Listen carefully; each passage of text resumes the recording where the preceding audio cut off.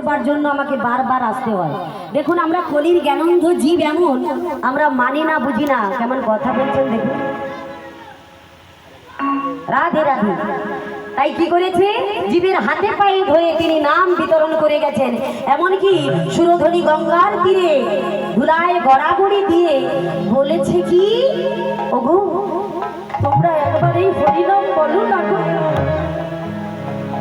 এই নামে কত সুখ আছে। যিনি কিনা বিশ্বের শ্রেষ্ঠ মালিক ভগবান, যাকে আমরা ভগবান নামে চিনি, আজকে ভগবান হয়ে তিনি কেন ধুলায় গড়াগড়ি দিয়ে বলবেন যে তোমরা হরি নাম করো না গো? কারণটা কি? মাত্র 24 বছর বয়সে ওই কেশব ভারতীর আশ্রমে গিয়ে যেদিন থেকে তিনি সন্ন্যাস মন্ত্রে দীক্ষা নিলেন, সেদিন থেকে তার নাম হলো কি শ্রীকৃষ্ণ চৈতন্য মহাপ্রভু। শ্রী মানে হলো শ্রীমতী রাধা ঠাকুরানী,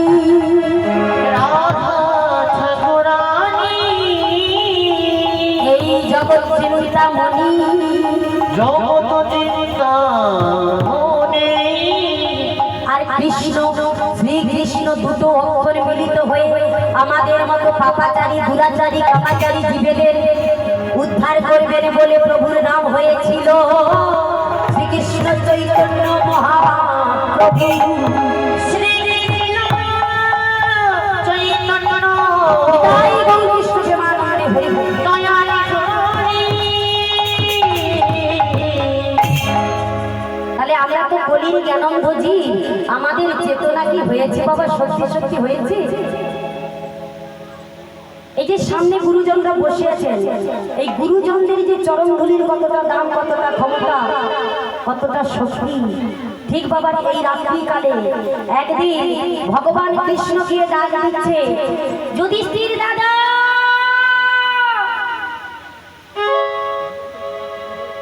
যুধিষ্ঠির দাদা। যেই না যুধিষ্ঠির দাদা যুধিষ্ঠির দাদা বলে ডাক দিয়েছে, অমনি যুধিষ্ঠির চমকে উঠেছে। কি ব্যাপার, এত রাত্রে কৃষ্ণ আমার দ্বারে? যুধিষ্ঠির দাদা তাড়াতাড়ি তৈরি হয়ে নাও, চলো রণসাজে যেতে হবে, আমাদের যেতে হবে ওই কুরুক্ষেত্রের মাঠে যুদ্ধে যেতে হবে, চলো তাড়াতাড়ি তৈরি হয়ে নাও। যেই না বলেছে, অমনি যুধিষ্ঠির কৃষ্ণ, ওরে ভাই আমার,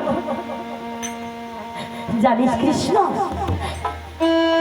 এটা কোনো কারগিলের যুদ্ধ নয়, এটা অন্য কোনো যুদ্ধ নয়, এটা হলো ধর্মক্ষেত্র, কুরুক্ষেত্রের মাঠে আমরা যুদ্ধে যাব। আর ওই যুদ্ধে গিয়ে কে বাঁচবো কে মরবো আমরা কেউ জানি না। তবে কৃষ্ণ তুই যখন এসেছিস ওই কুরুক্ষেত্রের মাঠে আমরা যুদ্ধে যাব, আমাকে তৈরি হতে বলছিস, শোন তুই খানিক বিলম্ব কর, আমি যাব আর আসবো। বলে কোথায় যাবে? বলে আমি যাব আমার বড় মায়ের কাছে। যেই না বলেছে যুধিষ্ঠির দাদা, যুধিষ্ঠিরের বড় মায়ের নামটা যেন কি? সমবেত ভক্তমণ্ডলী,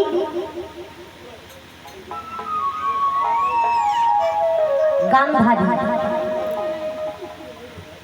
তা যেই না কৃষ্ণ শুনেছে যে বড় মায়ের কাছে যাবি, বলে দাদা যে কিনা তোমার পরম শত্রু, তোমার বড় মা কোনোদিনও তোমাদের ভালো চায় না, আর প্রত্যেক দিন ওই ধূপ দিয়ে মন্দিরে প্রভুকে জানায় যে কবে পঞ্চ পাণ্ডবের মৃত্যু হবে।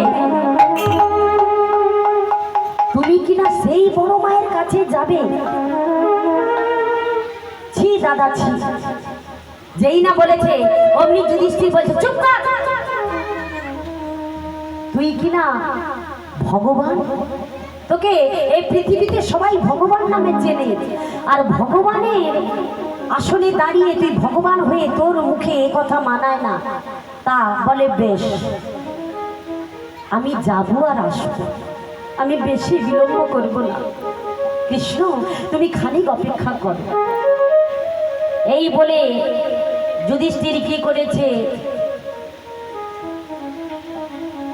গান্ধারীর দরজার সামনে গিয়ে দেখছে কি ওই দরজাটা বন্ধ রয়েছে।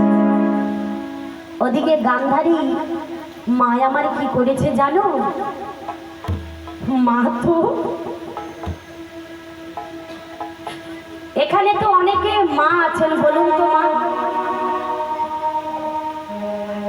একজন মা, কেবলই একজন মা জানতে পারে যে তার ছেলের আজকে মঙ্গল হবে না অমঙ্গল হবে। হে গান্ধারী মা আমার নয়নের জল পরিশোধ করে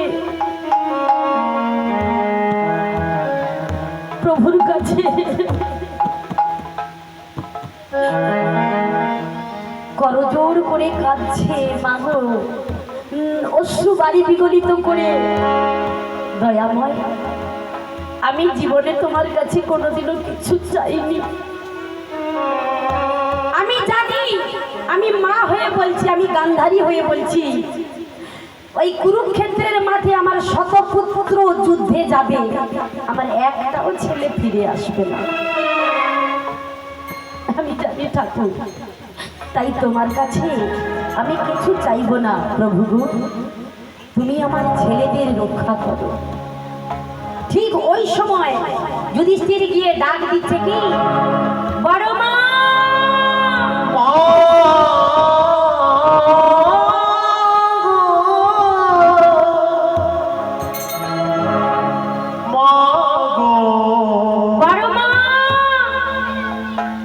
যেই না বড় মা করে ডেকেছে, অমনি প্রভুর কাছে ধূপটা জ্বালিয়ে দিয়ে, দয়াময় শুনেছি তুমি নাকি জগতের নাথ জগন্নাথ, জানি দয়াময় তুমি নাকি করুণাময়। প্রভু গো,